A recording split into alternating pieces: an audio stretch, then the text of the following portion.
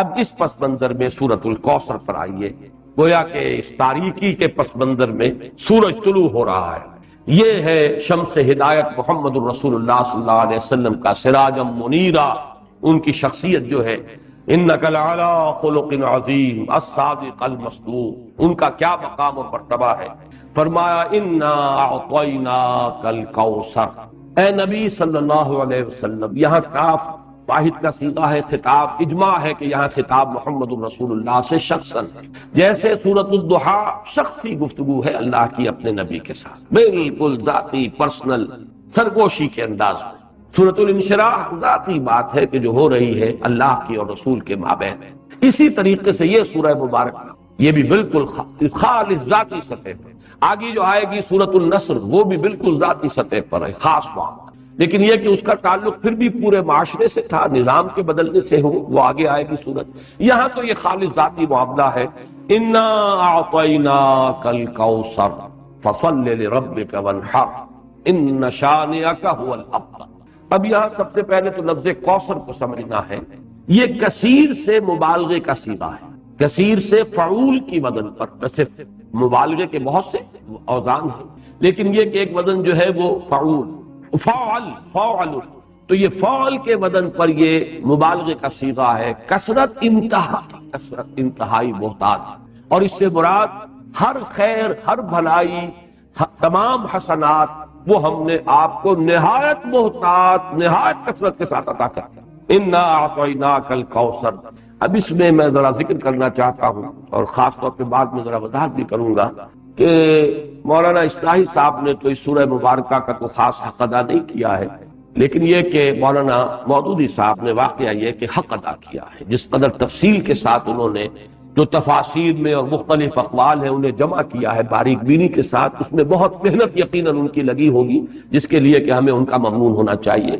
اور ظاہر بات ہے من لم یشکر الناس لا یشکر اللہ. جو اختلاف ان سے ہے وہ اپنی جگہ پر ہے، لیکن یہ جو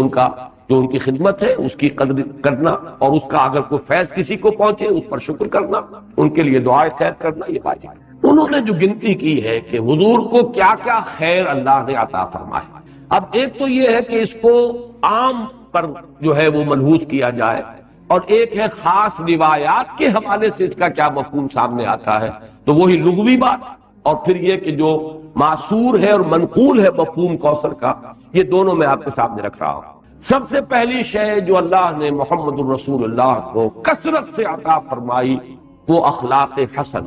اس لیے کہ دوسری ہی وحی میں فرمایا وَإِنَّكَ لَعَلَىٰ خُلُقٍ عَظِيمٍ، جس کا لوہا جو ہے وہ خود کفار قریش نے مانا الصادق الامین. ابو جہل بھی یہ نہیں کہہ سکا کہ محمد نے کبھی جھوٹ بولا، صاف مانا اس نے صلی اللہ علیہ وسلم کہ انہوں نے کبھی جھوٹ نہیں بولا. پھر یہ کہ سب سے بڑا خیر نبوت اور رسالت. نبوت، رسالت رحمت ہے، اور رحمت للعالمین بنا کر محمد الرسول اللہ صلی اللہ علیہ وسلم بھیجے گئے. تو یہ خیر کثیر، یہ خیر جو ہے نبوت اور رحمت، یہ اپنے منطقی انتہا کو پہنچی ہے، اپنے تکمیلی مرتبے کو پہنچی ہے محمد الرسول اللہ صلی اللہ علیہ وسلم کی شخصیت مبارکہ میں. اس اعتبار سے یہ دوسرا ہے. پھر جو تعلیمات آپ لے کر آئے، سب سے بڑی شے توحید، پھر وہ نظام توحید جس کا کہ سیاسی سطح پر اس کا نظام خلافت کا، معاشیات میں اس کا نظام امانت اور کفالت کا، یہ سارا نظام جو دیا یہ سب سے بڑا خیر ہے جس کی ضرورت ہے آج نوع انسانی. چنانچہ میں نے اسی کتاب میں نبی اکرم صلی اللہ علیہ وسلم کا مقصد بعثت میں اس پر بحث کی ہے. آج کی انسان کو، آج کی انسانیت کو جو انفرادی اخلاق ہیں، شخصی انسان کی انفرادی سیرت و کردار، اس کی اتنی زیادہ ضرورت نہیں ہے، اور اس میں کوئی نئی چیز نہیں تھے جو محمد لے کر آئے ہو صلی اللہ علیہ وسلم. صداقت، امانت، ایفاء عہد. حضرت اسماعیل کے بارے میں آیت آپ کو سنا چکا، کانا صادق الوعد، وعدے کا پورا کرنے والا، جس نے اپنی گردن رکھ دی. چلائیے ابا جان چھری چلائیے، وعدہ کیا تھا ستجدنی انشاءاللہ صابرا، اور پھر گردن ٹکا دی زمین پر، چلائیے چھری اگر آپ پروردگار کا حکم. صداقت میں، امانت میں، زہد میں، اللہ تعالیٰ کی طرف رجوع میں، حنانا من لدنا وزکاتا وکان تقیا، یہ حضرت یحییٰ کی شان. البتہ محمد الرسول اللہ صلی اللہ علیہ وسلم نے ایک طرف تو تمام ان اخلاق حسنہ کا گلدستہ اپنی شخصیت میں پیش کیا ہے. ایک تو جامعیت کبریٰ ہے، ورنہ تمام انفرادی اقدار جو ہے وہ تو اس سے پہلے مکمل ہو چکی تھی۔ البتہ سب کو متوازن شکل میں جمع کر دینا، زہد بھی ہو اور ادائے حقوق بھی ہو، دنیا میں رہیں بھی اور پھر یہ کہ دنیا سے لو نہ لگے، شادیاں بھی کریں لیکن یہ ہے کہ اللہ تعالیٰ کی بندگی کے اندر اس سے کہیں کوئی کمی نہ آئے۔ یہ ہے اصل میں کہ جو حضور کا ذاتی سطح پر جو آپ کی کنٹریبیوشن ہے۔ لیکن اس سے بھی آگے بڑھ کر آپ نے اجتماعی اخلاق اور اجتماعی نظام بھی قائم کیا۔ آج کے انسان کو سب سے بڑی ضرورت اس کی ہے۔ جب تک نظام عادلانہ نہیں ہے، نظام صحیح نہیں ہے، نظام منصفانہ نہیں ہے، تو ظاہر بات ہے کہ اس کے نیچے اگر ایک ظالمانہ نظام کے نیچے ایک بڑا نیک شخص زندگی گزار رہا ہے تو اس کی انفرادی نیکی اس ظالمانہ نظام کی تقویت کا سبب بن جاتا ہے۔ جیسا کہ میں نے ابھی ایک نقطہ بیان کیا تھا جنا ہال میں، تو سب لوگوں نے اس کو محسوس کیا، ایک دم چوک سے گئے۔ ظالمانہ نظام ہے، جاگیرداری اور سود خوری اور حرام خوری سے دولت کے انبار جمع کیے ہوئے ہیں۔ اس میں اگر آپ کوئی بڑا اچھا قانون بنا دیں، 12ویں ترمیم بھی لے آئے، اگر چوری کا ڈکیتی کا خاتمہ ہو جائے تو فائدہ کس کو پہنچے گا؟ ان دولت مندوں کی دولت محفوظ ہو گئی نا، ان حرام خوروں کا جو کچھ دولت کا انبار ہے وہ محفوظ ہوگا۔ تو معلوم ہوا بہترین قانون غلط نظام کے تحت تو در حقیقت اس نظام کو قائم رکھنے اور اس کی تقویت کا ذریعہ بنتا ہے۔ تو معلوم ہوا کہ اصل شے نظام، قانون سب سرو کرتا ہے نظام کو، قانون کسی نظام کو چلانے کا ذریعہ بنتا ہے۔ تو اگر نظام ہی غلط ہو تو صحیح ترین قانون بھی در حقیقت ایک نظام غلط نظام کو چلانے کا اور تقویت دینے کا ذریعہ بن جائے گا۔ تو سب سے بڑا خیر جو عطا کیا ہے، جس کے بارے میں اقبال کے وہ 2 اشعار بڑے قیمتی ہیں، ہر کجا بینی جہان رنگ و بو، آنکھ یا خاکش برویا دارزو، یاد نور مصطفیٰ اورا بہاس، یا ہنوز اندر تلاش مصطفیٰ۔ وہ خیر جو محمد نے دیا تھا صلی اللہ علیہ وسلم، یا تو اسی سے لوگوں نے کچھ مستعار لیا ہوا ہے، اور یا یہ کہ ابھی اس خیر کے لیے، اس خیر کثیر کی طرف نوع انسانی جو ہے اس کی تلاش میں سرگرداں ہے۔ پھر آپ کو جو خیر کثیر دیا، رفعنا لک ذکرک، آپ کا ذکر بلند کیا، آپ کو اتنی بڑی امت دی گئی، ایسے جانثار صحابہ دیے گئے۔ ذرا تقابل کیجئے، کہاں موسیٰ کے ساتھی تھے کہ جب کہا گیا کہ جنگ کے لیے میدان میں آؤ، فَاذْهَبْ أَنْتَ وَرَبُّكَ فَقَاتِلَا إِنَّا هَاهُنَا قَاعِدُونَ، یہ کیسے ہے؟ اور کہاں محمد کے ساتھی ہیں صلی اللہ علیہ وسلم، جہاں آپ کا پسینہ گرا وہاں اپنی خون کی ندیاں بہا، یہ محمد کے ساتھی ہیں۔ ایسے جانثار، ایسے اعوان و انصار، ایسے خلفاء ابو بکر اور عمر اور عثمان اور علی جیسے خلفاء رضی اللہ تعالیٰ عنہم اجمعین۔ پھر امت، کتنی بڑی امت، کتنے اولیاء اللہ، کتنے صلحاء، کتنے اتقیاء، کیسے کیسے علماء، کیسے کیسے مجددین امت۔ تو واقعہ یہ ہے کہ ہم نے آپ کو خیر کثیر عطا کی۔ پھر اگرچہ اولاد نرینہ تو نہیں دی، یہ بھی اللہ کی اپنی ہی کوئی حکمت ہے، اس پر کبھی میں نے گفتگو کی بھی ہے لیکن اس وقت اس کا موقع نہیں ہے۔ لیکن یہ کہ آپ کی صاحب دادی حضرت فاطمہ سے جو اولاد آپ کو ملی، حسنی اور حسینی سید کتنی تعداد میں آج دنیا میں موجود، ان میں کیسی کیسی شخصیتیں، حسنین، حضرت حسن، حضرت حسین رضی اللہ تعالی عنہما، پھر بڑے بڑے مجاہدین کبار ان میں اٹھے، حضرت حسن زکیہ اور حضرت زید سے لے کر خود سید احمد بریلوی رحمت اللہ علیہ، یہ کون تھے؟ انہیں اسی خاندان سادات۔ تو معلوم یہ ہوا کہ جہاں تک آپ کی اولاد کا تعلق ہے، روحانی اولاد، اور پھر یہ کہ یہ اولاد جو آپ کی بیٹی سے اگرچہ حضرت فاطمہ سے چلی ہے، لیکن یہ کہ اس میں بھی کوئی کمی کا معاملہ نہیں۔ تو یہ تو 5 چیزیں وہ ہیں کہ جو اگر لفظ کوثر کو اس کے لغوی مفہوم پر رکھا جائے تو یہ 5 مفاہیم ہے۔ اور اب آئیے اس کا ایک مفہوم وہ ہے کہ جو منقول ہے روایات سے، ایک حوض ہے یہ کوثر جو میدان حشر میں ہو، اور جس کے ساتھ ہی یہ کوثر ہے محمد الرسول اللہ صلی اللہ علیہ وسلم۔ امت وہاں پہنچے گی،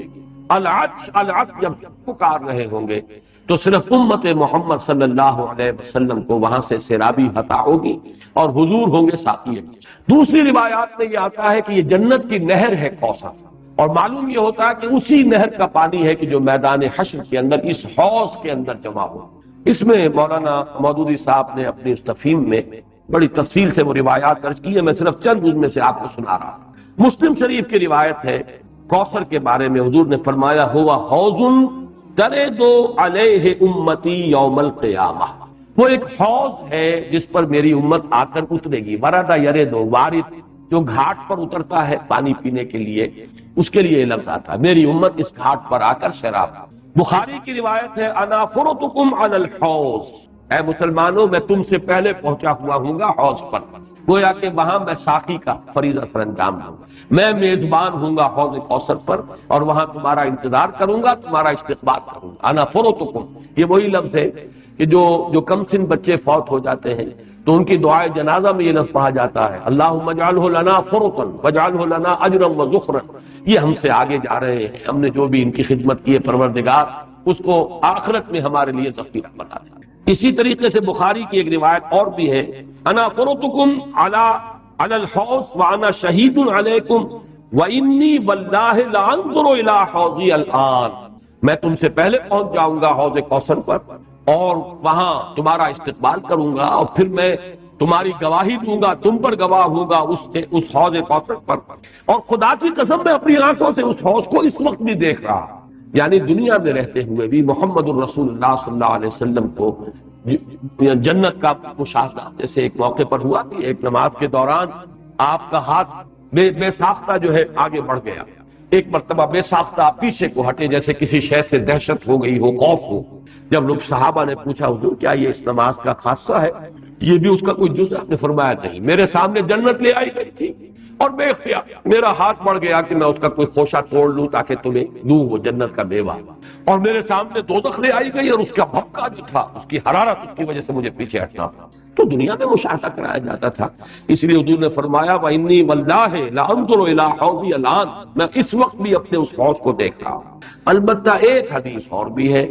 یہ تو حدیثیں جو ہے بڑی میٹھی میٹھی ہیں، ہم امتی ہیں اللہ کے رسول کے اور ہم پہنچیں گے، ہمیں حضور جو ہے اس حوض سے پلائیں گے، وہ آپ ہمارے ساقی ہوں گے، آپ میزبان ہوں گے، ہم مہمان ہوں گے۔ لیکن یہ کہ ایک اور حدیث سن لیجئے تو شاید یہ ساری خوشی جو ہے ختم ہو جائے۔ امتی سے مراد کیا ہے؟ وہ نہیں کہ جو نسلاً مسلمان ہیں، مسلمانوں کے گھر پیدا ہو گئے، آج کا مسلمان نہیں، حضور کے زمانے کا مسلمان بھی اگر وہ اس معیار پر پورا نہیں اترتا، والعصر ان الانسان لفی خسر الا الذین آمنوا وعملوا الصالحات وتواصوا بالحق وتواصوا بالصبر، تو حضور کا امتی نہیں ہے۔ چنانچہ یہ روایت ابن ماجہ کی ہے، اور کہا یہ جاتا ہے کہ یہ الفاظ آپ نے یوم عرفہ کا جو خطبہ ہے اس میں ارشاد فرمایا، الا انی فرضتکم علی الحوض، لوگوں آگاہ ہو جاؤ میں حوض کوثر پر تم سے پہلے پہنچوں گا، واکاثر بکم، اور میں تمہاری کثرت پر فخر کروں گا۔ اتنی بڑی امت، ایسے بھی تو نبی ہوں گے جن کا امتی ایک دو ہی ہوں گے، صرف کتنے ہوں گے؟ حضرت نوح علیہ السلام کے کتنے امتی ہوں گے؟ اس اعتبار سے محمد الرسول اللہ صلی اللہ علیہ وسلم کے امتی انا وکاثر بکم فلا تسودوا وجہی، تو دیکھنا اس روز میرا منہ کالا نہ کر دینا، میرا چہرہ جو ہے تمہارے اعمال کی وجہ سے مجھے پشیمانی نہ ہو، میرا چہرہ جو ہے سیاہ نہ، یہ صدمے اور رنج سے جو چہرہ سیاہ ہو جائے، جو قرآن مجید میں آیا یوم تبیض وجوہ وتسود وجوہ، جس دن بہت سے چہرے بہت سے روشن ہوں گے، تر و تازہ ہوں گے، تابناک، اور بہت سے چہروں پر سیاہی تھپی ہوئی ہوئی۔ فلا تسودوا وجہی انی مستنقذ اناسا ومستنقذ اناس منی، بہت سے لوگوں کو میں چھڑانے کی کوشش کروں گا فرشتوں سے، وہ پکڑ کر لے جانا چاہیں گے، اور بہت سے لوگ مجھ سے چھڑا لیے جائیں گے، لے جائے جائیں گے، وہ میرے امتی نہیں ہوں گے۔ فاقول یا رب اصحابی، میں کہوں گا اے رب یہ تو میرے ساتھی تھے، یہ تو میرے اصحاب سے تھے، اور اللہ تعالیٰ فرمائے گا فیقول انک لا تدری ما احدثوا بعدک، اے نبی آپ کو پتہ نہیں آپ کے بعد انہوں نے کیا کیا ہے، کون کون سی شرارتوں میں حصہ لیا ہے، کیا چیزیں پیدا کی۔ حضور کے زمانے کے کتنے مسلمان ہوں گے جو بعد میں مسلمہ پر ایمان لے آئے، کافر ہو گئے؟ کتنے لوگ ہوں گے جب وہ داخل ہو رہے تھے، جو اگلی صورت ہم پڑھیں گے، اذا جاء نصر اللہ والفتح ورأیت الناس يدخلون فی دین اللہ افواجا، ان میں سے کتنے یخرجون من اللہ من دین اللہ افواجا ہو گئے، فوج کے فوج، قبیلے کے قبیلے، پورے کے پورے، یا زکوٰۃ کے منکر ہو کر کافر ہو گئے، اور یا یہ کہ نبی جھوٹے نبیوں کو مان کر کافر ہو گئے۔ تو اے نبی یہ آپ کے امتی نہیں ہے۔ پھر یہ کہ جنہوں نے بھی احدثوا، بدعات ایجاد کی، وہ چیزیں جس کو فرمایا گیا ہے من احدث فی امرنا ھذا ما لیس منہ فہو رد، جو شخص ہمارے دین کے اندر کوئی چیز نئی بدعت، نئی شے ایجاد کرے گا جو اس میں سے نہیں ہے اصلاً، وہ مردود، اور وہ شے بھی مردود۔ تو اللہ تعالی ہمیں اس انجام بد سے بچائے کہ ہم تو وہاں پر پہنچے حوض کوثر پر کہ حضور صلی اللہ علیہ وسلم کے ہم مہمان اور آپ ہمارے میزبان، اور فرشتے ہمیں کھینچ کر لے جائیں، اور حضور بھی پکارتے رہ جائیں میری امت ہے کہاں لے کر جا رہے ہیں۔ اور آپ کو جواب ملے کہ نہیں اے نبی آپ کو معلوم نہیں، فَيَقُولُ إِنَّكَ لَا تَدْرِي مَا أَحْدَثُ بَعْدَكَ، اے نبی آپ کو پتہ نہیں آپ کے پیچھے کیا کرتے رہے۔ اس سے ان لوگوں کے خیال کی بھی نفی ہو جانی چاہیے جو سمجھتے ہیں کہ ہر شے جو ہے بعد میں جو ہوئی ہے وہ حضور کے علم میں ہے، ورنہ تو یہ الفاظ کہتے ہیں آپ کو پتہ نہیں انہوں نے آپ کے بعد کیا کیا ہے۔ جو بھی اللہ بتاتا ہے، جو چیز پہنچانا چاہتا ہے پہنچتی ہے۔ جیسے آپ کی حیات دنیاوی کے دوران بھی جو اللہ علم دیتا تھا آپ کو علم ہو جاتا، جو اللہ تعالیٰ کی طرف سے نہیں دیا گیا تو اس معاملے میں آپ بشر ہیں، انسان، بات آپ کو معلوم نہیں۔ بعد میں بھی جو چیزیں اللہ اب بھی عالم برزخ میں محمد الرسول اللہ کا جو بھی مقام ہے، جو کچھ اللہ پیش کرتا ہے پہنچاتا ہے، پہنچتی ہے بات۔ لیکن جو اللہ نہیں پہنچاتا حضور کے پاس اپنا کوئی اختیار نہیں ہے کہ وہ ان تمام چیزوں کو جان لے، ورنہ یہ الفاظ جو ہے کہ آپ کو نہیں معلوم انک لا تدری ما احدثوا بعدک،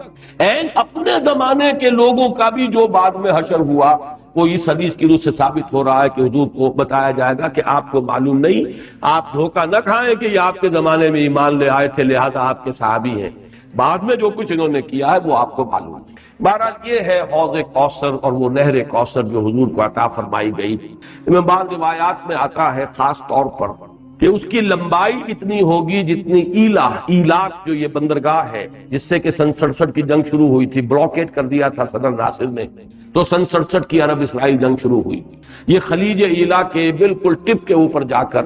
بحر احمر جو ہے ریڈ سی اوپر جا کر تقسیم ہو جاتا ہے دو کھاڑیاں، ایک خلیج سویس ہے مغرب کی طرف جا رہی ہے، شمال مغرب کی طرف، ایک ہے یہ خلیج عقبہ اور یہ ہے در حقیقت جو کہ شمال مشرق کی طرف جا رہی ہے۔ اس کے ٹپ پر یہ ایلا اور یہی وہ جگہ ہے جہاں پر کہ وہ یہود کا وہ قبیلہ آباد تھا جنہوں نے کہ شریعت کا مذاق اڑایا تھا اور پھر انہیں بندر بنا دیا گیا۔ یہاں سے لے کر عدن تک یعنی کل بحیرہ احمر جو ہے ریڈ سی اس کی لمبائی اس حوض کی لمبائی ہوگی، اور فرمایا آپ نے کہ ایلا سے لے کر جحفہ تک یہ جدے اور رابغ کے درمیان ایک بندرگاہ ہے، اتنی اس کی چوڑائی ہوگی تقریباً نصف۔ اس سے بعض لوگوں نے خیال کیا ہے کہ شاید یہ بحر احمر جو ہے اسی کو اس حوض کی شکل دے دی جائے، اور اس لیے یہ چیز جڑتی ہے کہ بعض روایات سے معلوم ہوتا ہے میدان حشر در حقیقت یہی میدان عرفات، ہر سال اسی کا گویا کہ ریہرسل ہوتا ہے، جیسے کفن کی دو چادریں ہماری ہوں گی ویسے ہی دو چادریں لے کر آدمی میدان عرفات کے اندر حاضر ہوتا ہے اور اس کو کھینچ دیا جائے گا، وَإِذَا الْأَرْضُ مُدَّتْ، اس کو کھینچا جائے گا، اسی سے جگہ سے وہ کھینچایا جائے گا اور وہ بن جائے گا میدان حشر۔ اور ظاہر بات ہے کہ پھر اسی حشر میں یہ حوض کوثر ہو سکتا ہے کہ بحر قلزم ہی کو اللہ تعالیٰ اس وقت وہ شکل دے دے، اس کا پانی انتہائی شیریں ہوگا، شہد سے زیادہ میٹھا، دودھ سے یا چاندی سے زیادہ سفید، اور اس کا جو پھر حوض کے جو تہ کے اندر کنکر پڑے ہوں گے وہ سچے موتی ہوں گے اور زمرد ہوں گے اور قیمتی پتھر ہوں گے۔ یہ اس حوض کی شان۔ اللہ تعالی ہمیں اس حوض پر پہنچائے اور محمد الرسول اللہ صلی اللہ علیہ وسلم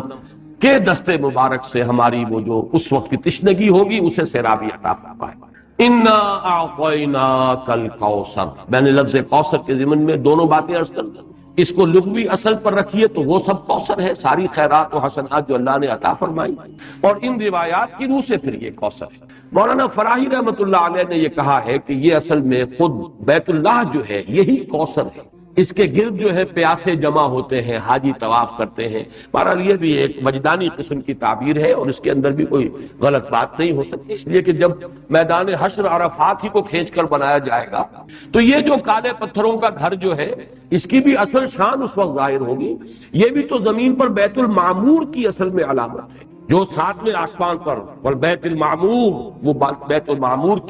کا یہ سمبل ہے اس زمین کے اوپر جو مادی شکل میں ہمارے سامنے موجود ہے، تو اس تعبیر میں بھی کوئی بات حرج بازی نہیں۔ انا اعطیناک الکوثر فصل لربک وانحر، بس اے نبی صلی اللہ علیہ وسلم آپ اپنے رب کے لیے نماز پڑھیں۔ اب ذرا دیکھیے کہ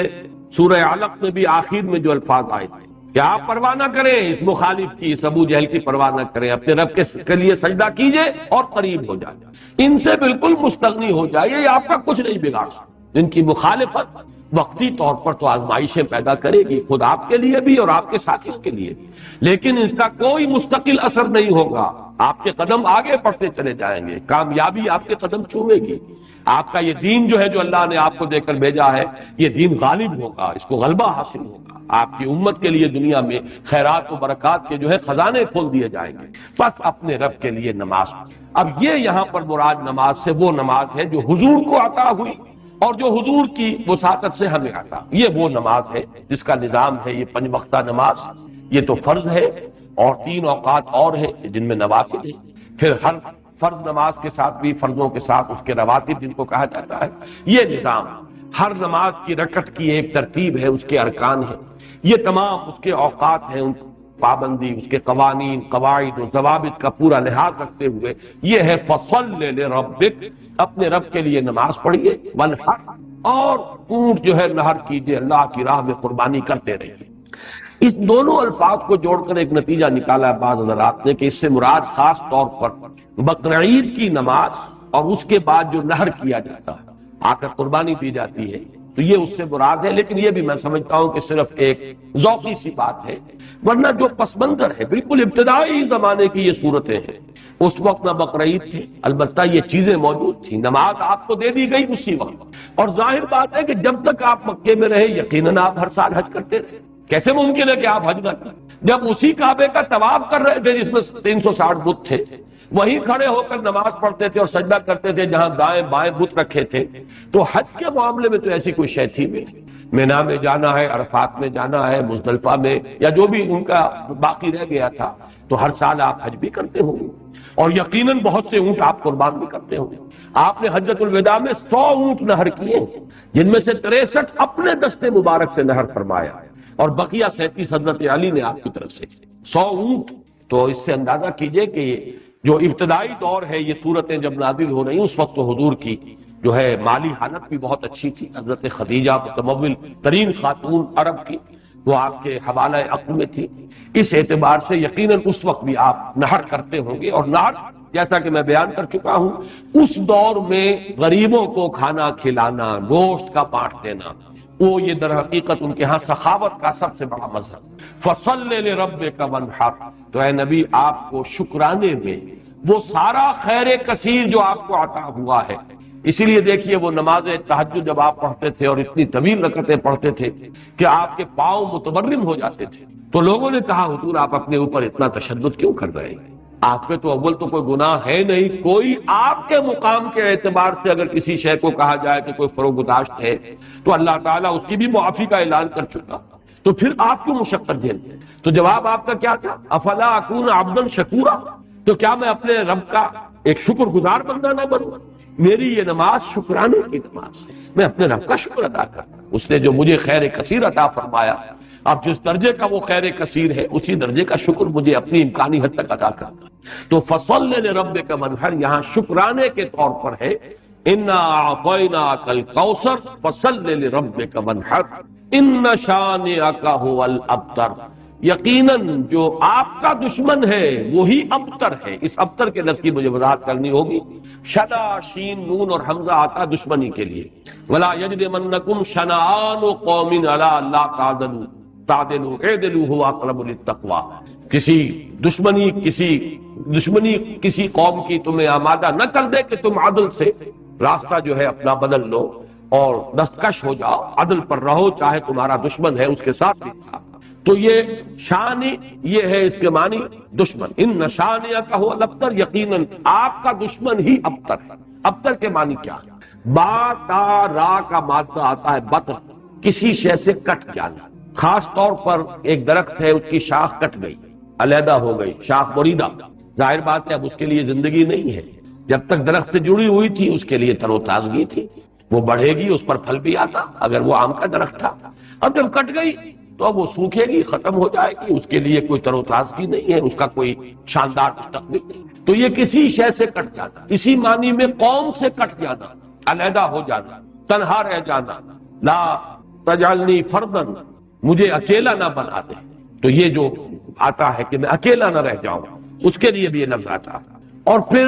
جس کا ذکر یا جس کا سلسلہ منقطع ہو جائے، جس کے ہاں اولاد نہ ہو، اب نام اس کا کہاں رہے گا، ختم، اولاد نہیں ہے وہ بھی ابتر ہے، گویا کہ اس کا ذکر باقی رکھنے والا کوئی نہیں رہا، اس کا نام نہیں رہے گا دنیا میں، اس لیے کہ اولاد نہیں، خاص طور پر اولاد نرینہ۔ اسی طریقے سے جس جانور کی، جس چوپائے کی دم کٹی ہوئی ہے اسے ابتر کہتے تھے، دم کٹا، اس لیے کہ یہاں بھی کوئی شے کٹی ہوئی ہے اس کے جسم سے۔ تو یہ مختلف الفاظ ہیں، یہ معنی ہے اس لفظ کے ابتر۔ اب اس کو نوٹ کیجئے، حضور کو ابتر کہا قریش، کن کن معنی میں کہا اس کی تفصیل میں ابھی آپ سے سنا رہا ہوں، اور اس کا جواب دیا جا رہا ہے کہ یہ آپ کو ابتر کہتے ہیں، اے نبی در حقیقت یہ ابتر،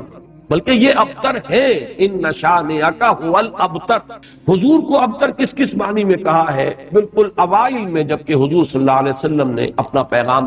شروع کیا ہے تو لوگوں نے کہا بطرا محمد منا، یہ ابن جریر کی روایت ہے، محمد ہم سے کٹ گئے، ہمارا اپنا ایک طریقہ تھا، ہماری تہذیب، ہمارا تمدن، ہماری روایات، ہمارا مذہب، ہمارے عقائد، اب محمد ہم سے کٹ گئے، تو اس کا مطلب یہ ہے کہ یہ شاخ سوکھ جائے۔ یہ اگر جمعیت کے ساتھ رہتے، پوری اپنی قوم کے ساتھ رہتے تو ان کے لیے بھی شاندار مستقبل تھا، اب ان کا مستقبل بہت تاریک ہے۔ یہ بالکل ایسی بات ہے جیسے واصل بن عطا، یہ شاگردوں میں سے تھا حضرت حسن بصری رحمۃ اللہ علیہ کے، وہ تابعین میں سے ہیں، ان کا شاگرد اور بڑا ذہین شاگرد، لیکن اس نے مسئلہ تقدیر پر، جبر و قدر پر بحثیں شروع کی، تو جب اس طرح کی باتیں اس نے کہی کہ جو اہل سنت کے شایان شان نہیں، تو پھر حضرت حسن بصری نے اسے اپنے درس سے نکال دیا اور کہا کہ اعتزل عنا، یہ ہم سے علیحدہ ہو گیا، اب اس کا راستہ علیحدہ ہے، اس کا ہم سے کوئی تعلق نہیں۔ اسی اعتزل عنا سے اعتزال کا مذہب بنا ہے، اور معتزلہ کہلاتے علیحدہ ہو جانے والے لوگ۔ تو اسی طریقے سے قوم کا پہلا ریئیکشن یہ تھا حضور صلی اللہ علیہ وسلم کے بارے میں کہ بطرا محمد منا، محمد ہم سے کٹ گیا صلی اللہ علیہ وسلم۔ اسی طریقے سے ایک مرتبہ قریش کی بڑی کوئی چوپال کے اندر ان کی بڑی مجلس تھی، اور کعب بن اشرف جو ہے وہ آیا ہوا تھا، یہودی،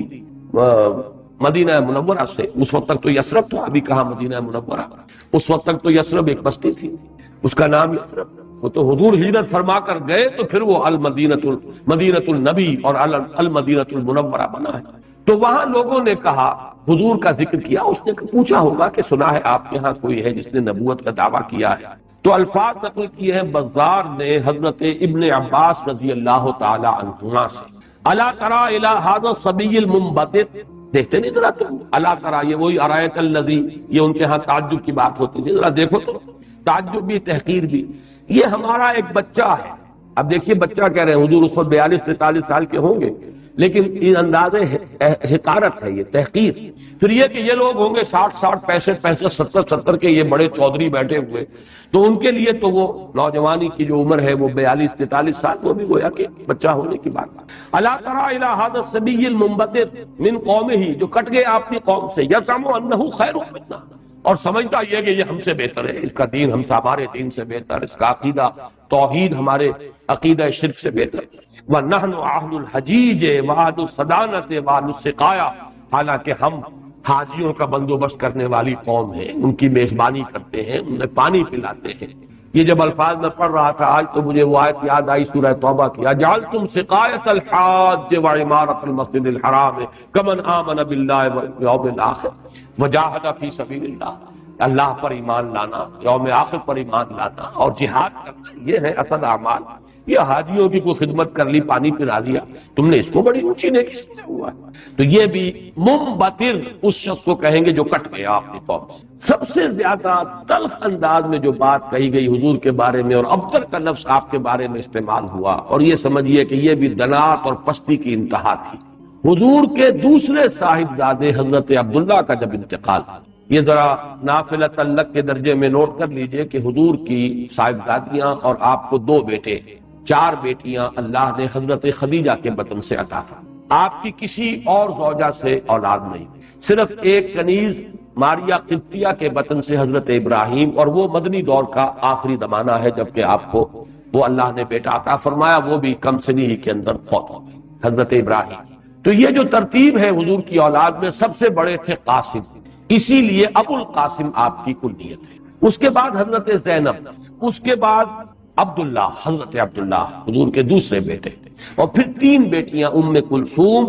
اور فاطمہ اور رقیہ رضی اللہ تعالی عنہم وعنہن، ان سب سے اللہ تعالی راضی ہو، یہ آپ کی اولاد ہے۔ پہلے قاسم فوت ہو گئے تو چلیے ایک بیٹا عبداللہ ابھی آپ کے پاس، جس رات ان کا بھی انتقال ہو گیا اس کے بعد چرچا ہوا محمد ابتر ہو گئے، چنانچہ سب سے زیادہ کمینگی کا مظاہرہ جو ہے ابو لہب نے کیا، پڑوسی تھا حضور کا۔ اب بھی آپ جہاں جاتے ہیں تو حضور کا گھر اور پھر اس کے ساتھ ہی وہ ابو لہب کا گھر جو ہے اس کے اب تو نشان باقی رہ گئے، صرف باقی اب سب ختم ہوا، بڑے بڑے محل بن گئے ہیں ان کے آس پاس، بڑی عمارتیں بن گئی ہیں۔ ابو لہب دوڑا دوڑا گیا ہے اسی شب، ادھر انتقال ہوا ہے اللہ کا، اور وہ دوڑا ہوا گیا، اس نے جا کے خوشخبری دی، بطر محمد اللیلہ، آج کی رات محمد کی جڑ کٹ گئی، محمد ابتر ہو گیا صلی اللہ علیہ وسلم، گویا کہ خوشخبری دے رہا۔ یہ دنات اور پستی کی انتہا ہے۔ اس کو نوٹ کر لیجئے کہ اب آگے چل کر سورۃ اللہب اب دور نہیں رہی ہے، شاید اگلے ہی درس میں ہم تینوں صورتیں پڑھیں گے، سورہ کافرون، سورہ لہب اور سورۃ النصر۔ آج جیسے دو پڑھتے ہیں، پچھلے درس میں بھی دو صورتیں پڑھی تھی، اگلے درس میں تین صورتیں پڑھیں گے انشاءاللہ۔ بدترین انسان، ارذل الخلائق جو تھا حضور کے دشمنوں میں،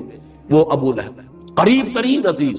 حضور کا سگا چچا، لیکن یہ کہ بدترین دشمن، اور دشمن بھی دشمن میں فرق ہے۔ خدا پنج انگوش یکساں نہ کر، نہ ہر مرد نہ ہر زن استو، نہ ہر مرد مرد، خدا پنج انگوش یکساں نہ کر۔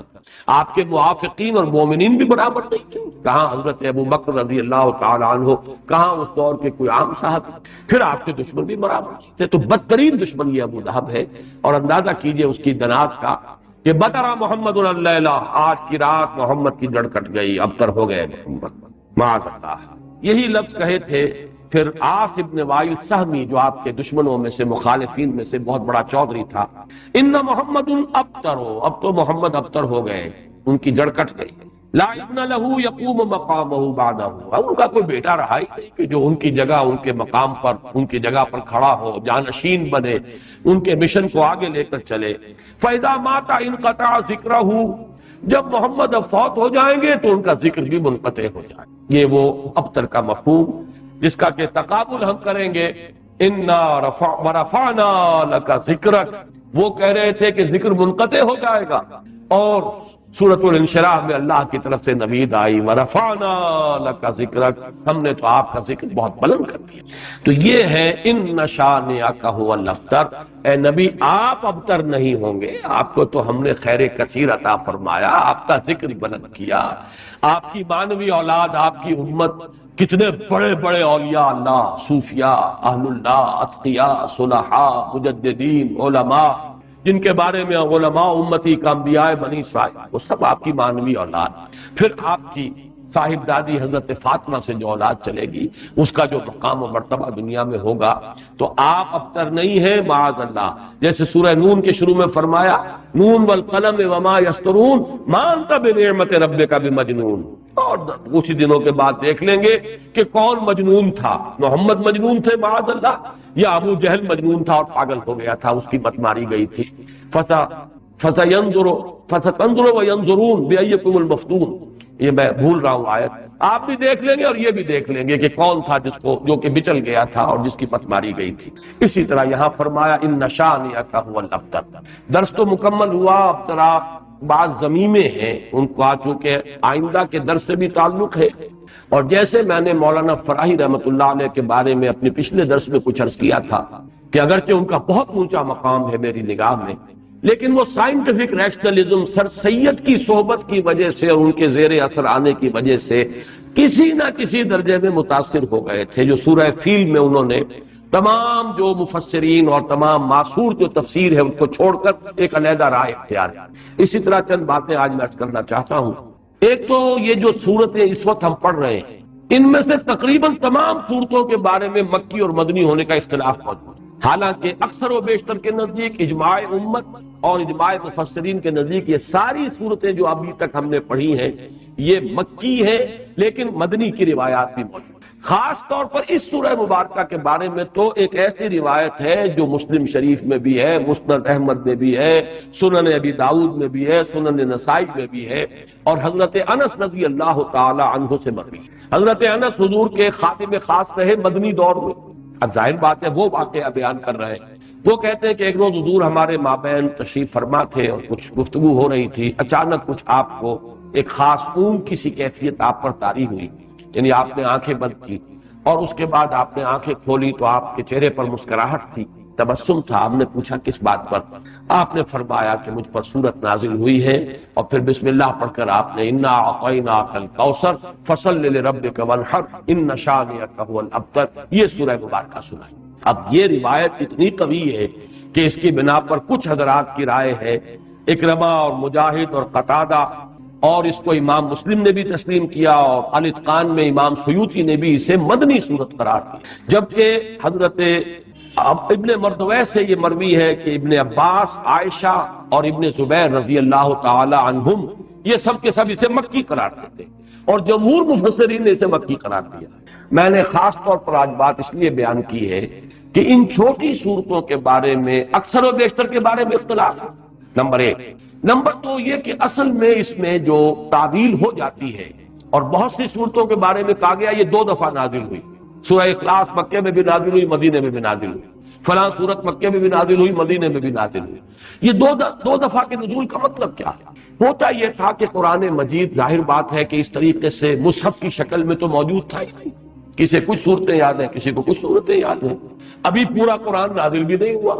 یہ تو یوں سمجھیے کہ مدنی کے دور کے بھی انتہا پر جا کر پورا قرآن بنے گا، تو وہ اتنا چرچا نہیں تھا لوگوں کے مابین۔ اور وہ صورتیں کہ جو مکی دور میں نازل ہوئی تھی، جب وہ حالات و واقعات ایسے ہوتے تھے مدنی دور میں بھی کہ جن پر ان صورتوں کے مضامین کا انطباق ہوتا تھا، تو حضور اس وقت جب پڑھتے تھے تو لوگ یہ سمجھتے تھے یہ ابھی نازل ہوئی، حالانکہ وہ اصل میں مکے کے دور میں نازل ہو چکی۔ لیکن یہ کہ جیسے کہ انطباق ایسا ہو جاتا ہے، وہ واقعہ بہت ہی مشہور ہے کہ سورہ آل عمران میں وہ آیت موجود ہے وما محمد الا رسول قد خلت من قبلہ الرسل افئن مات او قتل انقلبتم علی اعقابکم۔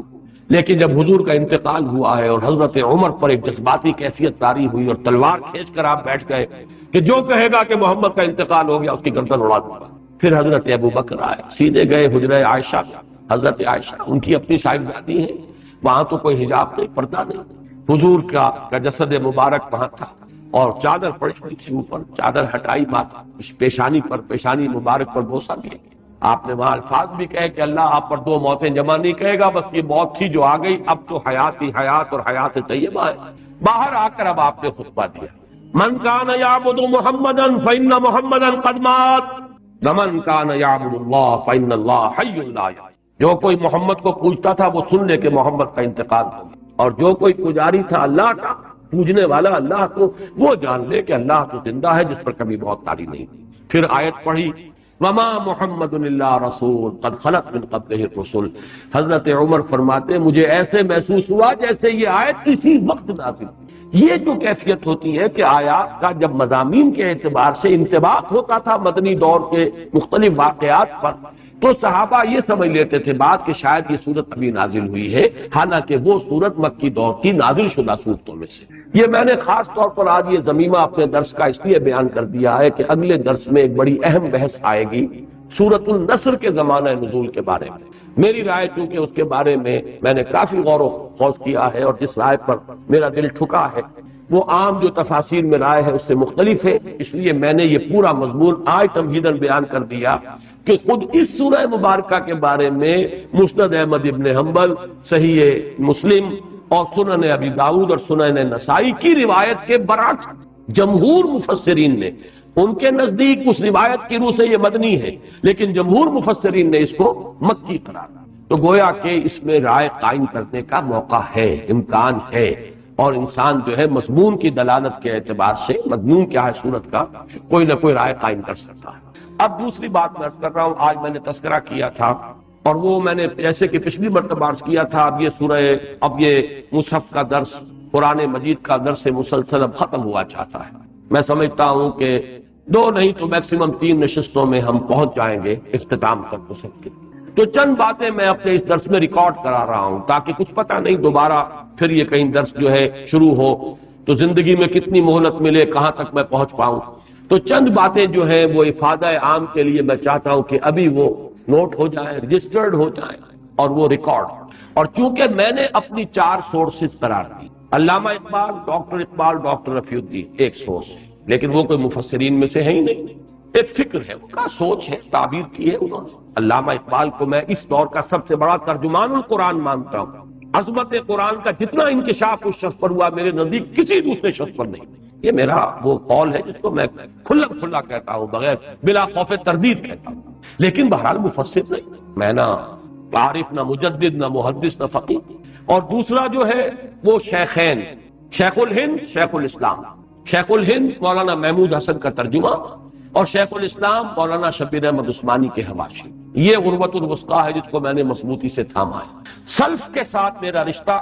اس حدیث اور اس ترجمے اور تفسیر کے حوالے سے قائم ہے، اسلاف کے ساتھ میں جڑا ہوا ہوں، یہ العروۃ الوثقیٰ اس کی وضاحت میں کر چکا۔ لیکن استفادہ زیادہ جو میں نے کیا ہے وہ دوسرے دو شعبے ہیں،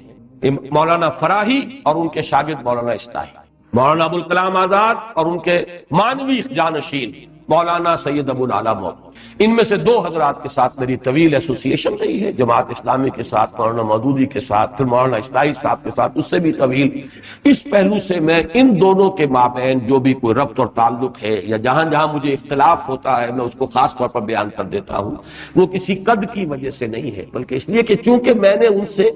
بہت کچھ فیض حاصل کیا، لہذا جہاں مجھے ان کی کسی رائے سے اختلاف ہے اسے میں نوٹ کروا دیں، تاکہ وہاں میری رائے جو ہے یہ نہ سمجھی جائے کہ میری رائے بھی وہی ہے جو مولانا مودودی کی ہے یا مولانا اصطاحی کی۔ بہرحال اس وقت جو بات مجھے نوٹ کرانی ہے وہ یہ ہے، کیونکہ میں نے آج کہا تھا کہ تفسیر سورہ کوثر کا جب میں نے تقابلی مطالعہ کیا، مولانا اصطاحی صاحب نے تو کچھ بھی نہیں لکھا اور کوئی اس پر محنت نہیں کی، کوئی حق ادا نہیں۔ مولانا فراہی کی کچھ چیزیں نقل کی جیسے سورہ فیل میں نقل کی ہیں، اسی طریقے سے سورہ کوثر میں نقل کر دی، لیکن یہ کہ مولانا مودودی نے تفہیم میں واقعہ یہ کہ حق بڑی محنت ساری معلومات جمع کرنا۔ البتہ ان دونوں میں جو ایک فرق و تفاوت ہے اس کے اعتبار سے دو پوائنٹ نوٹ کر لیں۔ مجھ سے بہت سے لوگ مشورہ مانگتے ہیں کہ آپ کون سی تفسیر ریکمنڈ کرتے ہیں، تو میں ہمیشہ یہ کہا کرتا ہوں کہ مولانا مودودی کی تفہیم اگر صرف آپ پڑھتے ہیں تو حواشی جو ہے شیخ الہند کے اور شیخ الاسلام کا ترجمہ اور حواشی وہ ضرور شامل کرتے ہیں۔ تدبر قرآن پڑھتے ہیں تو اس کے ساتھ بھی اس کو ضرور شامل کریں۔ اس کی کیا وجہ ہے؟ یہ دونوں تفسیریں چاہے تفہیم القرآن ہو چاہے تدبر قرآن ہو، دین کا جو باطنی پہلو ہے، تصوف کی جو چاشنی ہے، اس سے یہ دونوں تفسیریں بالکل خالی ہیں، قائل ہی نہیں۔ جب قائل نہیں تو ادھر ان کی توجہ نہیں ہوئی، ان حقائق پر نگاہ نہیں گئی۔ موتی ہیں بکھرے ہوئے ہیں، لیکن یہ کہ آپ کی توجہ نہیں ہے، آپ کو نظر نہیں آگے کہ موتی بکھرے ہوئے ہیں۔ مولانا مودودی کا بھی وہ مزاج نہیں، مولانا اصطاحی صاحب کا بھی وہ مزاج، بلکہ مولانا اصطاحی صاحب زیادہ ہی سخت۔ اس اعتبار سے ان دونوں کی تفسیروں کے اندر یہ پہلو جو ہے، ایک پہلو بہت ہی یوں سمجھیے کہ یعنی نظر انداز ہو گیا ہے، اس پہلو سے وہاں بڑی کمی ہے۔ اس کمی کو پورا کرنے کے لیے حرکی پہلو تفہیم القرآن میں ہے، تدبر قرآن مجید کے اپنے اسالیب، زبان کی بحث، ادب کے حوالے سے، اور نظم القرآن، قرآن کا نظم، سورتوں کا، آیات کا، یہ مولانا اصلاحی صاحب کا خاصہ ہے۔ لیکن دونوں چونکہ اس سے خالی ہے، معنوی اور وہ جو روحانی مباحث ہے، تصوف کے موضوعات ہیں، لہذا اس کو تو شامل کرنا چاہیے ہر صورت، یعنی شیخ الہند کا ترجمہ اور مولانا شبیر احمد عثمانی کے حوالے۔ باقی ان دونوں کا تفہیم کا اور تدبر کے تقابل میں ایک بات نوٹ کر لیجئے، تفہیم مولانا نے لکھنی شروع کی تھی جبکہ ابھی 40 برس کے بھی نہیں تھے، یہ فروری سن 42 میں لکھنی شروع کی ہے جبکہ 38-39 برس کی عمر تھی، سن 3 میں پیدائش، تکمیل ہوئی ہے جون سن 72 میں، انتقال سن 1979 میں، یعنی یہ ان کی یوں سمجھیے کہ میچورٹی کا دور ہے پورا کا پورا۔ لیکن یہ کہ شروع میں تفہیم بہت مختصر ہے، 7.5 پارے ایک جلد میں آ گئے، حواشی بہت ہی مختصر، کوئی گہرائی نہیں، کوئی تفصیل نہیں، کوئی شدید محنت نہیں۔ البتہ جیسے جیسے آگے بڑھے ہیں جوہر کھلے ہیں، تاریخی پس منظر ہر صورت کا بہت خوبصورت بیان کیا، پھر یہ کہ اقوال جو ہے ہمارے اسلاف کے انہیں جمع کرنے کی بڑی محنت کی ہے۔ چنانچہ آپ دیکھیں گے کہ یہ آخری جلد جو ہے میرے نزدیک تفہیم کی آخری جلد سب سے زیادہ قیمتی ہے۔ اس کے برعکس معاملہ اصطاحی صاحب کا ہے، اصطاحی صاحب نے سن 58 میں شروع کی تدبر قرآن جبکہ ان کی عمر اس وقت 54 برس کی تھی، ختم کی ہے سن 1980 میں جبکہ 76 برس کے ہو چکے تھے۔ ان کے ہاں آپ کو یہ نظر آئے گا پہلی جلد ان کا ماسٹر پیس ان کا جو ہے پہلی جلد، اور پہلی جلد جو ہے یوں سمجھ لیجئے کہ تقریباً 10 سال میں لکھی ہے۔ بعد میں معلوم ہوا ہے کہ وہ جلدی کے اندر اور وہ محنت نہیں کر سکے ہیں، پھر جیسا کہ آخری صورت کی جو آخری پارے کی صورتوں میں آ کر تو مجھے شدید مایوسی ہوئی، جو وہ پہلو ہے مستقل تصوف کے اور باطنی اور ایمانی حقائق، وہ تو خیر پورے ہی اس تدبر قرآن کے پورے سلسلے کے اندر وہ ڈیفیشنسی ہے، لیکن آخری جلد پر آ کر تو مجھے بہت مایوسی ہوئی ہے۔ معلوم ہوتا ہے بس تیزی سے مکمل کرنے کا اور اس کے اندر کوئی جو محنت جو ہے اس کا باطنہ مجھے نظر نہیں آتا۔ تو یہ میرا تجزیہ ہے ان دونوں کا، میں دونوں سے مستفید ہوتا ہوں، کسی شے میں بھی لکیر کا فقیر نہیں۔ حرکت اقامت دین کی جد و جہد، انقلابی ایک عمل اور اس کا پروسیس، اس کا تاریخی پس منظر، یہ تفہیم کا خاص پہلو ہے۔ اور خدا سے محبت کرو،